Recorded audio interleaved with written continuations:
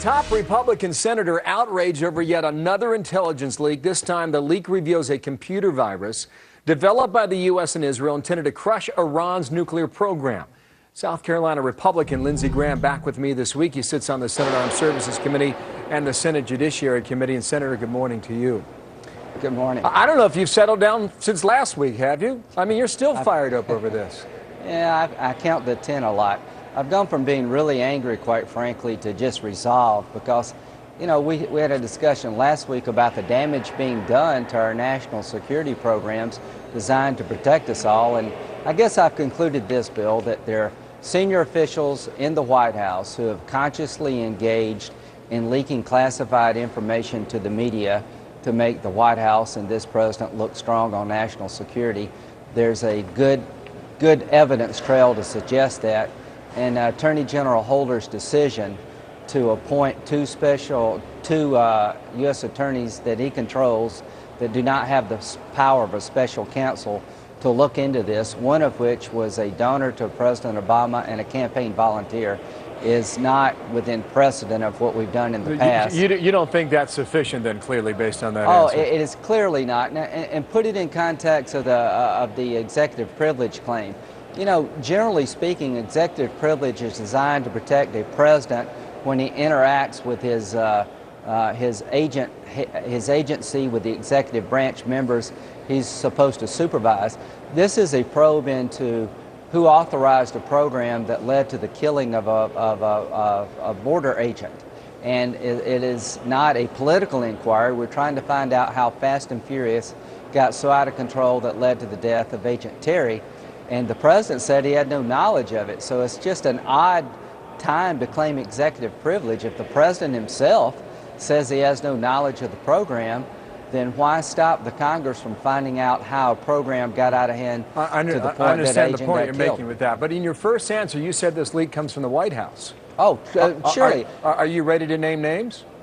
Well, I don't know the names. I can tell you top-level senior White House sources abound. That one of the book reviewers of Mr. Sanger's book talked openly about Tom Donilon, the National Security Advisor, gave unprecedented access to the writer of the book that's disclosed one of the computer virus attacks. And since our last interview, there have been two front-page news stories in the Washington Post, one describing a spy program we have in Africa, the other describing this flame virus attack supposedly by Israel and the United States. This happened after our last interview. We have a national security crisis on our hands in terms of leaks, the amount of damage being done. I was with the Israeli ambassador yesterday.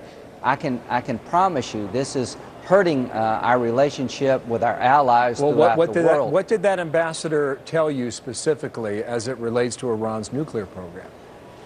We didn't talk about that. He talked about how dismayed he was and, quite frankly, how much time he spent dealing with front-page news stories talking about a classified program allegedly between Israel and the United States. Now, who wants to work with us in the future? The Saudis have been under siege, supposedly in the Yemen underwear bomber plot. A Saudi agent was involved, a double agent. We've done a lot of damage in this country. And to my Democratic colleagues, Joe Lieberman really has done the right thing here. I'm very disappointed that you would take this stand because when President Bush had problems on his watch, almost all of you insisted that the Valerie Plame investigation involving outing a CIA agent be done by someone outside the Bush administration.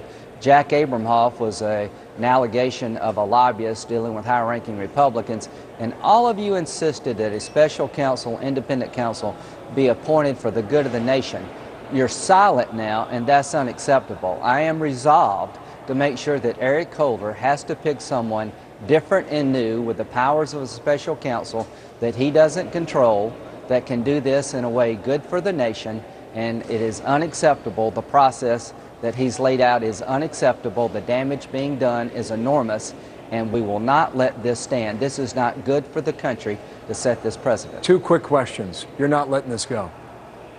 Why should we let it go? Just to pick up on your point is that you agree with Senator Lieberman that this should be investigated outside counsel and outside the Department of Justice.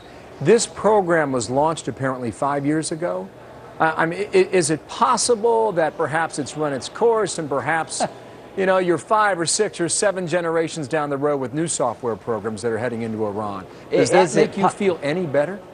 No. Is it possible that an ally who allegedly helped create this program will be deterred in the future, no matter how long ago it was? I cannot tell you the amount of damage that we're doing to our ability to protect ourselves. And if I let it go, I'm saying I'm okay with the process. I'm okay with the fact that we're allowing a White House basically to investigate itself regarding national security leaks that have gotten Dianne Feinstein, the Democratic head of the Intelligence Committee, heartbroken. So why would any Democrat not ask for the same treatment here that you insisted on before, when the damage being done is exponentially worse? It makes no sense, and if we let it go, Bill, it becomes a precedent in the future, and all of us suffer. And the men and women who are fighting this war and who are risking their lives, they deserve better than this. Senator, thank you. Lindsey Graham, Republican from South Carolina. Go to foxnews.com/.